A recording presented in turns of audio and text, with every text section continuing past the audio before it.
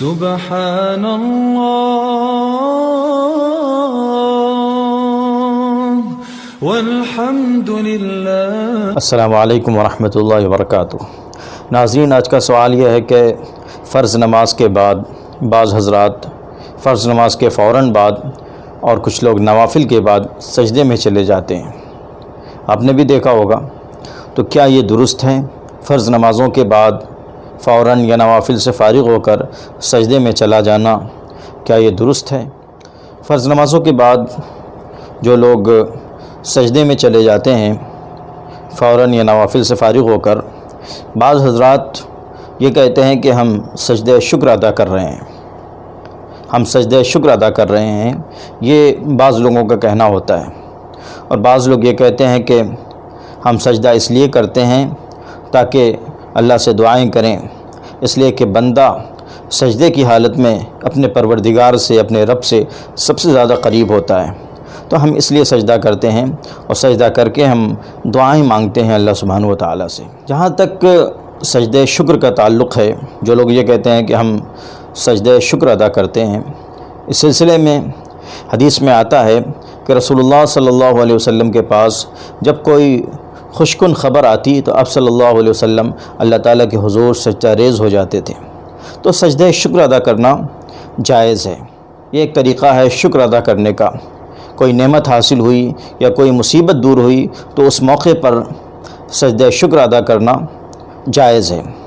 لیکن یہیں پر یہ بات بھی معلوم ہونی چاہیے کہ حضور پاک علیہ السلام سے کئی موقعوں پر نماز شکر بھی ثابت ہے، یعنی حضور پاک علیہ السلام نے شکرانے کے طور پر نماز پڑھی۔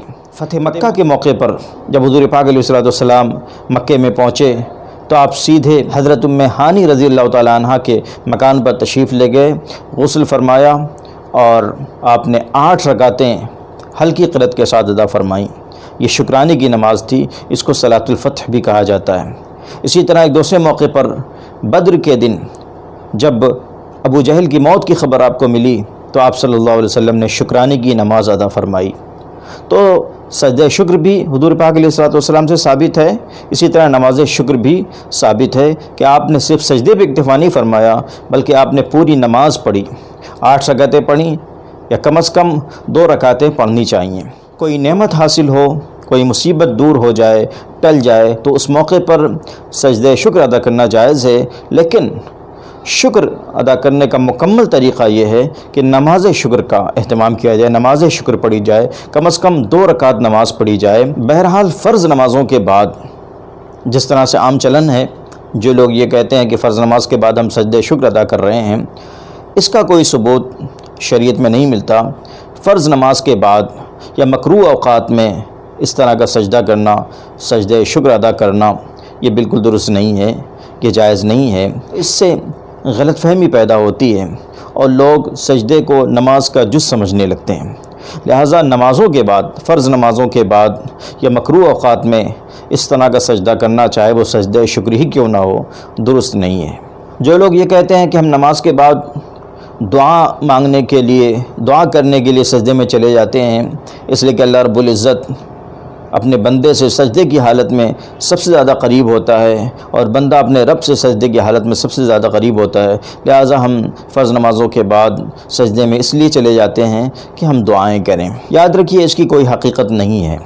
فرض نمازوں کے بعد اس لیے سجدہ کرنا کہ اس میں دعائیں کی جائیں، اس کی کوئی حقیقت نہیں ہے، اس کی کوئی حیثیت نہیں ہے۔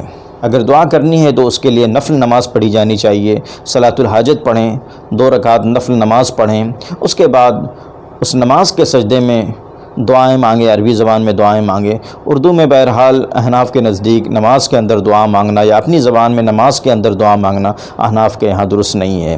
تو نفل نماز کی نیت کریں، 2 رکعت نفل نماز کی نیت کریں، صلاۃ الحاجت پڑھیں، اس نماز کے سجدے میں تسبیحات پڑھنے کے بعد عربی میں جو دعائیں آپ کو یاد ہوں وہ دعائیں مانگیں، خاص طور سے قرآن و حدیث کی دعائیں مانگیں، یا نماز پڑھ کر پھر بعد میں آپ جی کھول کر دعائیں مانگیں۔ لیکن فرض نماز کے بعد صرف ایک سجدہ کرنا اور اس میں دعائیں مانگنا اور اپنی زبان میں دعائیں مانگنا، یہ درست نہیں ہے، اس کی کوئی شرعی حیثیت نہیں ہے۔